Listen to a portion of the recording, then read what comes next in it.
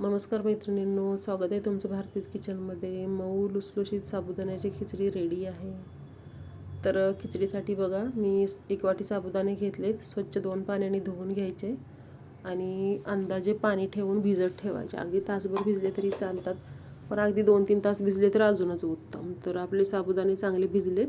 मी याच्यामध्ये अर्धा चमचा चिली फ्लेक्स, अर्धा चमचा मीठ आणि 3 चमचे शेंगदाण्याचं कूट घातले, पोहे खायचे चमचे, आणि एक बटाट्याची साल काढून त्याचे काप करून घेतले छोटे छोटे। कढईमध्ये मी 3 चमचे तेल घातले आणि बटाटे चांगले फ्राय करून घेणार आणि त्याच्यामध्ये ते साबुदाणे घालायचे, चांगले हलवून घ्यायचे साबुदाणे। हे बघा,